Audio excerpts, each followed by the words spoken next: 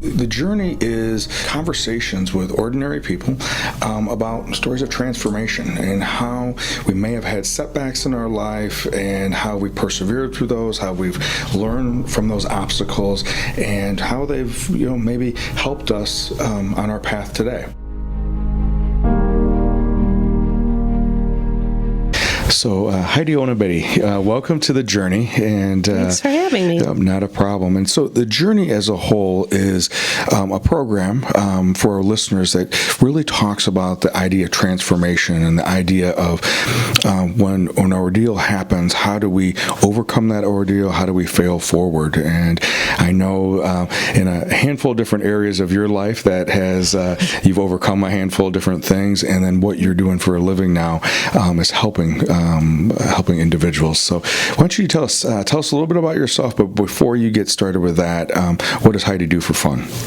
What do I do for fun? I go up to our lake house. Sure, yeah. That's what I do for fun. Yeah, and I know that pretty well because we're right across the bay. We're neighbors. Exactly. So tell, now you're from Rockford, right? I am from Rockford. Okay, and you graduated from what high school? I went to Guilford High School. Okay. And then went on to 1 year at University of Wyoming. Okay. Decided the snow was, a bit too much. It's a little more intense than here. Yeah. Love the snow, but Sure. I just wanted for college to do something else. Went to Arizona State. That's where I graduated from. Okay. And then ended up back here, which I did not think I would. Of course, yeah. And now I'm here. Now, when you were at Arizona State, what did you major in? I have a psychology degree and a teaching degree. Oh, okay. So when you were thinking about teaching, what level were you? High school. Okay. Definitely high school. So secondary. Yeah. Now, did you actually teach in the high schools? No, actually, at that time when I came back to Rockford, they were in the teacher freeze and all the lawsuit, and getting a job in that area was not existent. So I went to Janet Waddell's, and I was an emergency therapist at Janet Waddell's. Okay. Well, and obviously I have some familiarity. I never worked at Janet Waddell's, but I know that that's a pretty, which is now the Ware Center with Rosecrans, is it's a pretty tough introduction to. It was baptism by fire. Exactly. Yeah. So, now, how long were you at Janet Waddell's? I was there a little over a year. Okay. And then I heard about this job at the Blood Center. Okay. And I was like, this kind of could be fun. Okay. And I went over, and that was in 1988. I started working at the Rock River Valley Blood Center. At the time, it was the Northern Illinois Blood Bank. Okay. And I've been there since 1988. Okay. So when you first were there, well, first tell us what did you find interesting about that when you first were going from Janet Waddell's, which is like frontline, dealing with crisis, dealing with case management type of work with chronically mentally ill usually, to work at the Blood Center? Well, it was a kind of a transition in the sense of I liked the fact I was still with people because I was doing mobile recruitment. So I headed up the mobile blood drive program. Okay. And I was going out meeting with groups and people and businesses, asking them to host a blood drive. So I would work directly with chair people. So I still had that one-on-one contact with people. Out of the office, I really liked being kind of on the road and doing that type of thing. And so it was a really great job for me. Okay. So when people see the like the RV that has the Blood Center on it, so that was a part of the program that you started here locally? Yes. Okay. Yes. All right. Yeah. We went from having about 100 blood drives, about 80 to 100 blood drives a year when I started, and now we have over 500 a year. Oh my goodness. Yeah. Okay. So tremendous growth in our community with blood. Sure. So what is it about the mobilization of the blood drives? Maybe I'm not saying that correctly, but going out to where people are at, or when there's a drive for it, what's different about that than people just coming to the Blood Center? Well, it's a lot easier to get someone, say, that lives in Rochelle to come down the street and donate at a mobile blood drive at their church, at their group where they're comfortable, than driving all the way into Rockford and doing it at a center.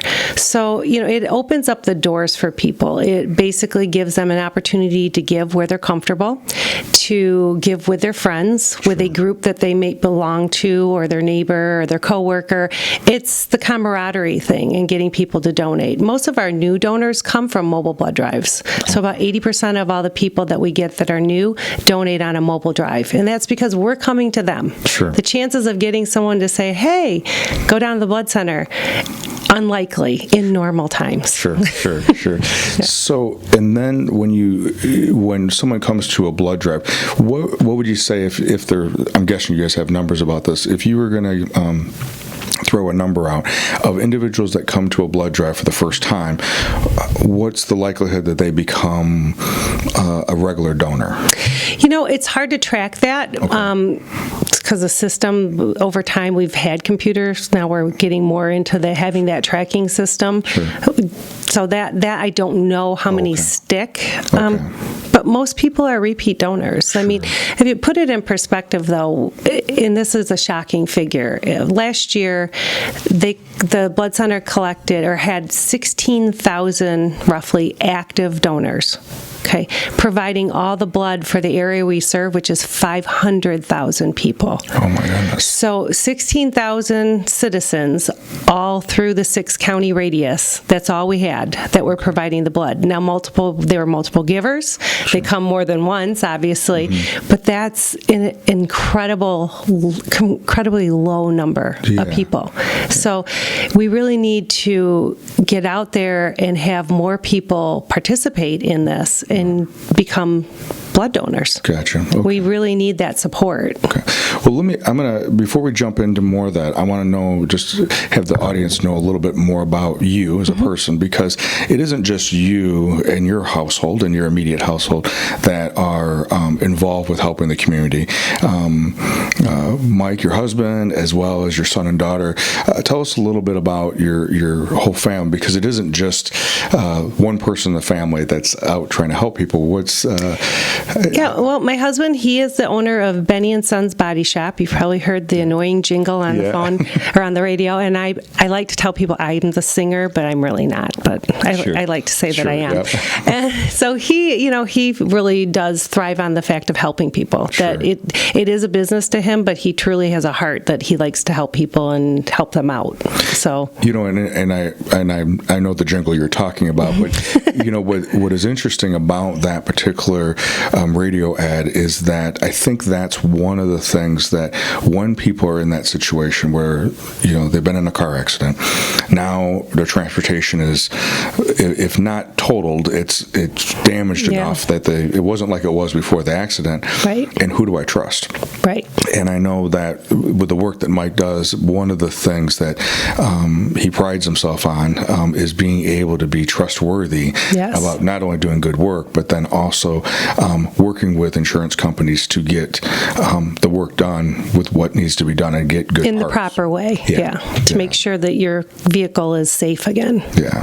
So it's important to him. And for us non-car people, I like driving them, but I know nothing else about them. I know I need to trust someone else to bring me through that process. Right. And so then your oldest... My oldest son is a Rockford firefighter. Yeah. So he found his niche in life and loves it, and that's what he loves to do, and I'm very happy for him. So and how long has Conrad been a first responder? He's been on the fire department, I think it's going on 3 years. Wow. 2 to 3 years. Okay. Yeah. It's maybe it's 2. I don't know. 2 or 3 years. Sure. So kind of flies by, but. And I know this has got to be for a mom. This has got to be a little bit of an unnerving time with what he has to be doing right now. Yeah. It's always unnerving when your child is in that type of a position. Every shift, as a mom, I'm sure my husband thinks I'm crazy, but I think about it. Hope that everything's okay, and I think we're going to do that, right? If we're conscious about what our kids are doing, our adult children are doing, we are going to be. You can't help it. Exactly. Now, what we do with that may be something. That's right. Different. How you handle it, but exactly. Yeah. And then you have a daughter. I have a daughter, Hayden, and she is actually just finished up her master's degree, and she's a trainer at the Fit in town, and working with Jared Schomburg, and she loves doing that too. So she loves helping people, with their workouts, get better health, their diet. So she likes to help people. Yeah. And now her world's changed a little bit now with. She's unemployed. With the sheltering, yeah. No, they're actually doing workouts online. Okay. You know, where everybody's transitioning and trying to make do, and the gym is doing online workouts for the clients where we can sign in on Facebook on a special page, and they're doing the workouts for us online and showing us what to do. Perfect. Okay. Yeah. So she's obviously going to continue her workouts because she knows what to do. But she's helping institute this new way of doing stuff while we're in the sheltering time period. Yeah. Okay. And everyone misses, going to the gym and the camaraderie, but really it's the smart thing to do. If you can stay away from people, you should. Yeah. And here I'm going to ask people to come in, so there's a difference. Yes. So, and working with the blood center. So let's talk about that right now. Right now is one of those times in our history where it's an unprecedented time because of what's happening with the virus and how it's impacting and impacting individuals having to go to the hospital. Let alone there's still going to be car accidents that are going to happen. There's still going to be surgeries that need to happen that have nothing to do with the virus. So it's not like those things have slowed down, though maybe some accidents maybe are less because there's not as many people on the road. Right, not as much trauma. We're seeing that, a little quiet in that area, which is obviously a good thing. Yeah. So tell us a little bit about the process of going through with giving blood, and obviously you've talked about what the importance is. We have 16,000 on an annual basis in average donors that are giving, and we have 500,000 people that potentially would need that blood. So if I was going to come and give blood, what's the process like, and how does it actually work, and is there any risk or dangers or any of that type of stuff? So basically we have had to change some dynamic right now about giving blood. So the process is a little bit different than what had been a week ago. Sure. Okay. So it's kind of weird to think that we've flipped that quick. But first and foremost, we want you to have an appointment. Okay. So that's the most important thing right now, is for social distancing, to make sure that we maintain people away from each other, not waiting, congregating, big groups of people coming in. We want to space people out. So that's the biggest change because we used to just come on in and we'll register you. So that's a little different. Have an appointment. We also have a new program that we weren't going to launch, but we did launch it already, and it's been working well, so I'm very happy about that. We were worried that there'd be bugs. It's called Quick Pass, and that enables you to do your questions at home. And you can do them at home and then just bring in your cell phone with your little barcode, and we scan it, and then you move straight through to the next step of the mini physical. And the mini physical is where we take your blood pressure, your temperature, your pulse, make sure you're healthy enough, make sure all your questions are answered. The donor care staff will go through more questions with you. You pass through there, you go in, you donate blood, 5 to 8 minutes with a needle in your arm. That's the worst part. That's what actually some people think the finger stick's the worst part, but then you give blood 5 to 8 minutes, and then there's cookies, and that's the end. I mean, you plan about an hour from start to finish. Okay. With the Quick Pass, I think it is making times a little different, but again, it's hard to tell that right now because our whole system is different. So I don't really have a good feel on, is it cutting off time for people? Because do you still have to wait? So we're still saying about an hour from start to finish to plan on that. Okay. And it's you're saving up to 3 people's lives. Okay. I mean, it really is a life-saving. You don't get blood unless you really need it. Right. So with that, an average person. So how much blood, during that 5 to 7 minutes, or 5 to 8 minutes, when the blood's drawn, how much blood is drawn? We're taking 1 pint, which is, I put it in terms of the little milk cartons at school. Okay.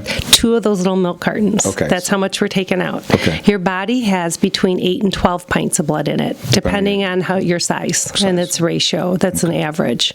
So losing 1 is not detrimental to anybody. Right. Especially in like a productive, a constructive way like this, right? Right. So how does then the body, from what you understand, how does the body regenerate that? So if I give blood, let's say, today, then what am I going to possibly feel like afterwards? You might feel a little tired because we're taking your red cells, and your red cells carry your oxygen. So that's a little bit of a depletion, and that's going to take about 4 to 6 weeks for your red cells to return. So FDA tells us you have to wait 8 weeks in between donation to make sure that all your red cells have replaced. And that's, because everybody does it at a different pace. So that's a little bit longer just to make sure. We do test your hemoglobin, which is your finger stick, and that's when we take the little drop of blood to see how much hemoglobin you have in your body, and that determines basically your levels of your red cells. So we're checking that ahead of time. You must have extra to be able to be a donor. So we won't take you if you're low. Gotcha. You have to be above average in your hemoglobin to be a donor. So then by being, if I test to be a candidate by having above average hemoglobin, then that also probably institutes that I'm going to recover. I'll recover on time and not right. We're not going to deplete you. You're not going to feel all these negative effects of not having enough blood. So, and we also have people drink fluids afterwards. We tell you to drink something. We want to replace the fluid part of your blood, the volume part of your blood. The red cells won't be replaced because those are made in your marrow. So that'll take a while for those to be regenerated. Gotcha. So now that everyone has a more heightened concern about getting sick or illness, and how does this affect your immune system, or does it affect your immune system? We don't have any studies on that there's negative effects of that. It's a really good question. It's been posed, but as far as we know, your immune system is, if you're healthy, it's not going to affect you. Let's put it this way: if you're on the verge of a cold and you don't feel good, that's why we tell you must be well and healthy. It's more for you, because you could then be dropped down below your levels and get sick. So we want to make sure, if you don't feel good, we don't want you donating. And it's really for your health. It's not so much on the health of the other end of the person. It's not receiving It's more on your health. Our first safeguard is for you, and we also want to, we're also asking all these questions for the safeguard of the patient. So, a lot of people are like, why do I have to answer these questions every time? And some of them are embarrassing. They're sexual questions, they're sexual history questions. People are getting uncomfortable, and we have to ask it because you haven't been with us. We haven't seen you in 8 weeks. And we don't know what you did. We don't know where you've been, what you did, and we have to ask them every single time. Funny story: we had a group of their brown nuns. They wear brown. Oh yes. Okay, so they would come in all the time. This is an old story, but no one wanted to do the interview because they're like, I don't want to ask these nurses or these nuns these questions. And they were like, it's okay. We know you have to ask them because it's just what we have to do. The questions are awkward sometimes, but it's to safeguard the recipients.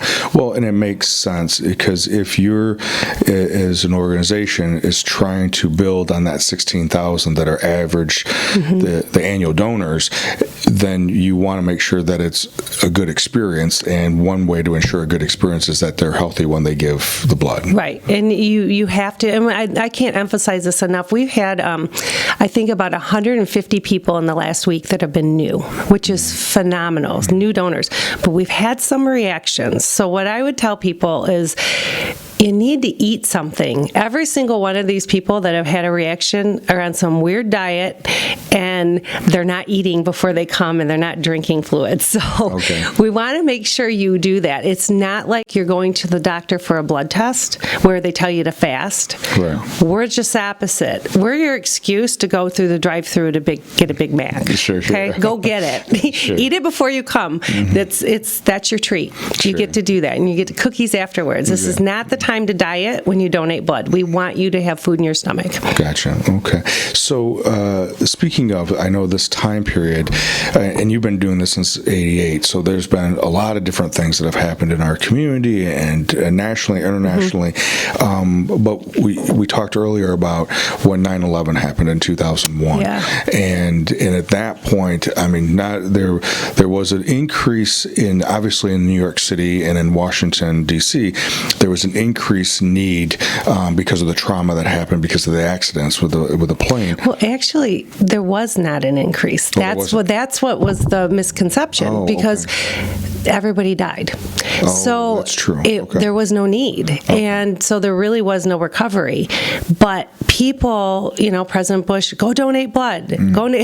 And while it was great when we found out quite early that there wasn't going to be a lot of need, we did help. The blood center did help stock New York. We were a part of we sent 700 units and were able to help restock them to be prepared. But the need wasn't that big. But the lines outside the blood center, I've never seen anything like it in my life. The patriotism, the people that came out, they just wanted to do something, which is great. But at some point, you have to stop it. Right. And we did. We ended up telling people, we don't need it now. We need you to come back in 2 weeks. We need you to come back in a month. And guess what? They didn't come back. So we experienced a big shortage again because so many people came out at first, then they're not eligible again for 2 more months. And a lot of people didn't come back.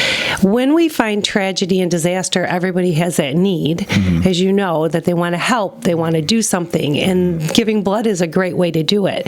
But we need to do it in a responsible way, because if we over-collect, we have to throw it away. So it doesn't do us any good to collect blood and not be able to use it. So we want to be really good stewards of the blood, and that's part of the whole, we were talking about the appointments. People are great. We had a huge need last week because we lost all kinds of high schools. We lost a lot of units. We were able to make those up. We're actually in a really good position now, but that could change at any time. Again, that happens like instantly where we don't have enough.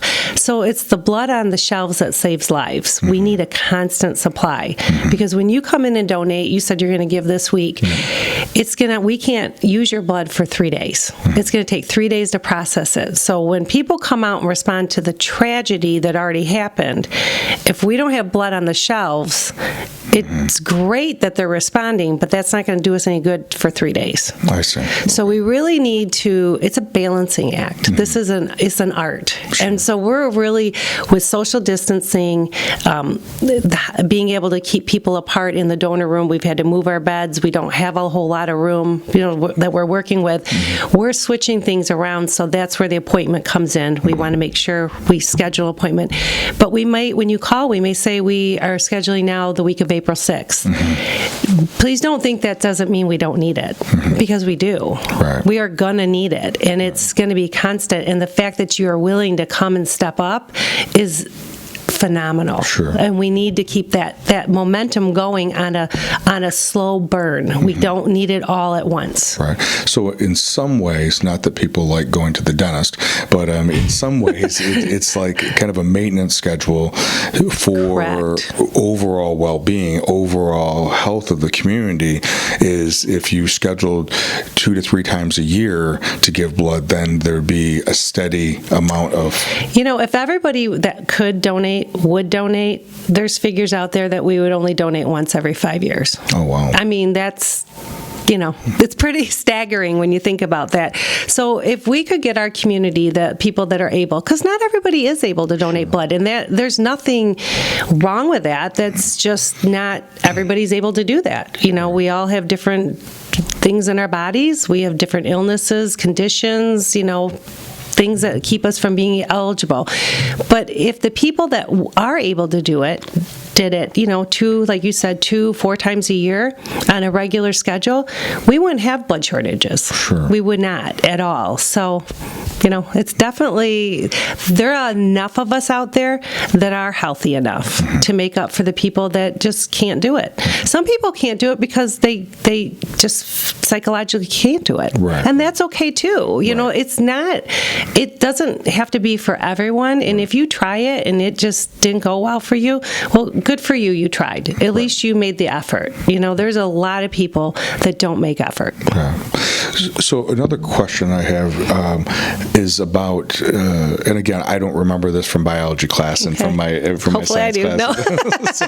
so there's different types of blood. Yes. And so with the different types of blood, then now I don't necessarily myself, because I don't actually remember what my type is. I don't need to be. You'll take care of all that. You don't need to know. You don't. We'll tell you a couple of days afterwards. You'll get a little card telling you what your blood type was.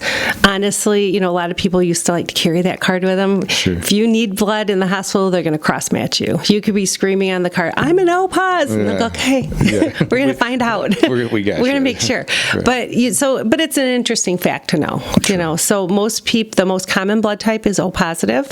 That is the most widely used blood, and that's because if there were 100 of us in a room and something happened, 38 of us would need O positive blood. Okay. So there's a misconception. I have really rare blood. You want my blood? Not really, because it's not gonna. It's gonna be one person in the room with your A negative blood. So kind of, it's still needed. Yep. That's the thing, because we have a little saying: the rarest type of blood is the one that's not available when you need it. Sure. Everybody's important. Every blood type's important, and we like to put people on schedules based on your blood type. So, some people we say don't come in until we call you, but when we call you, we need you to come in. Right. I'm an O-pos. They'll tell me you can come every 8 weeks. You can come as much as you want because we need it a lot. O-negative, that's another uncommon blood type, but that's a universal donor. Anybody can use O-negative blood. It's, the gold standard. That's what everybody, trauma and a baby and, so O-negs are super important and everybody wants O-negs. Okay. They're not very common. So if you're O-neg, we want you every 8 weeks and we will call you constantly if we find out you're an O-neg. Sure. Again, it's all dependent on your blood type. But again, everybody's important, and depending on what's happening at the hospital, if we have a trauma that's using 50 units of A positive, we're going to need A positive people. So again, it just depends on the type of blood, what's going on. Well, it's interesting as you were talking, and I think when things like what's going on with the COVID virus and how it's impacting worldwide as well as locally, we see how we're so interconnected, and there is the longer that this is going on, the more of the social responsibility that we're talking about, and that's interesting. I don't think I ever really was piecing things together until you were just talking about being responsible with pacing the collections, and because it has a shelf life. And you want the shelf to always be full, but it at the same time, we never know when it's going to be needed. And with 9/11, one of our little recruiting things is that somebody is having a 9/11 day right now. Yeah. Something's happening to someone somewhere. That tragedy. It's just tragic, and you don't know when that's going to hit you. You don't know if your day is today. Right. And a lot of people are like, "Oh, I've never given because no one asked me," or, until my dad needed it with chemotherapy, I didn't realize how much it was used until it hits home. Yeah. People don't, and like now this, COVID, we're asking people, a lot of people have never even thought about it before. Not that they weren't willing, they just, I've never really been asked to give blood. Right. So, again, it's a constant. Once this, we're all locked up right now. And so they have, I'll go to the blood bank, I can get out. Which is great, and we want people to. But once you're not in quarantine and, in lockdown, when you go back to life being normal, to your your own pace and your own things and your soccer games and your kids' things, and don't forget about the blood bank, because that doesn't stop. All those people that are in the hospital, their life is tragically affected those days, and we really need people to remember that there's something, even though your life might be back to normal, someone else's isn't, and we need to be able to fulfill that need for them. It's not just when we're in crisis or when we, getting ready for the beach or whatever it may be. It's how do we create it into a lifestyle? How does it become part of our normal? We may not like going to the dentist because of all the things that go along with that, and we may not necessarily like having a needle in our arm, but there's a bigger purpose here, and it serves a bigger whole, and it serves our community. And I think right now, with this disorder that's going on to our normal, it is a time for us to be asking, how can we help? How can we become more socially conscious? And what part can I play?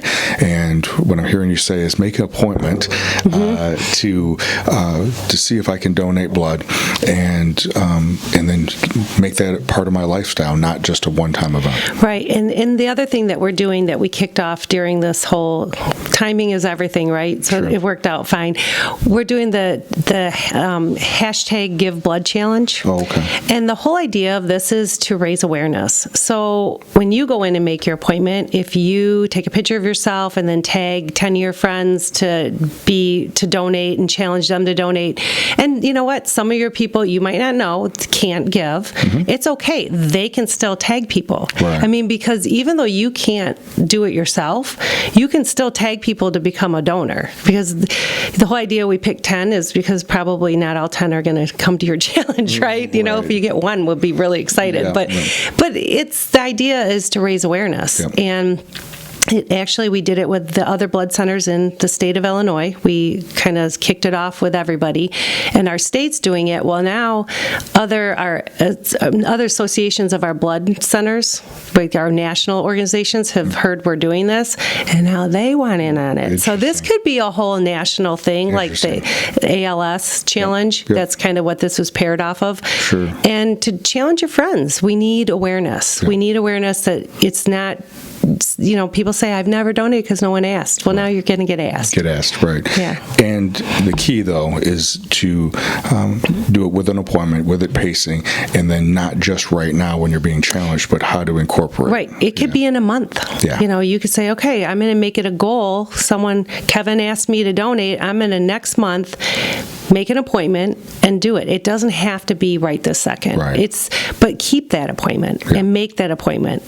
We'll take your appointment a month out. We'll take it 2 months out. We don't care. We'll take your appointment when you're ready to do it. But we want people to, make this part of their life. Their normal. This should be everyone's norm. And if again everybody stepped up, it'd be a couple times a year we'd be swimming in blood. Sure. But it's realistically, I don't know if it'll be like that, but we just really need people to be more aware, and the more new people, and when people do it, they're like, it was really not that bad. It was not a big deal. That was awesome. And they have such a good experience. It's a fun place to go. It really is. The staff is great. They are really good with what they do. I can't encourage it more. It's usually a really, really good experience. Even if someone on that offset has a reaction or a bad experience, most of those people come back. Sure. They're like, no, I'm going to do it again. Yeah. Well, like you said, they probably know that it was tied into not eating beforehand or something else. Right. So Heidi, as we're wrapping up today, and I know you've given us a lot of great information and some great instruction, but if there was anything that you would want to leave the listeners with, what would you want to leave them with? I'd just say, remember there's always someone out there that needs your help. And there are things you can do to help. And a lot of times people are like, I just don't know what to do. Well, most people, if you're healthy, weigh at least 110 pounds, and are in general good health, you probably can be a blood donor. Perfect. Okay. Actually, Dalton, if you could hand me that. And so I'm now I've gotten the microphone here. But this is where you can contact Heidi, just as we've been talking, and Heidi has been sharing about how we can get involved and how we can make a difference in our community, most importantly by making an appointment, but then also making a commitment to it being part of our lifestyle and our new normal as we move ahead. Thank you for being with us. We'll see you soon.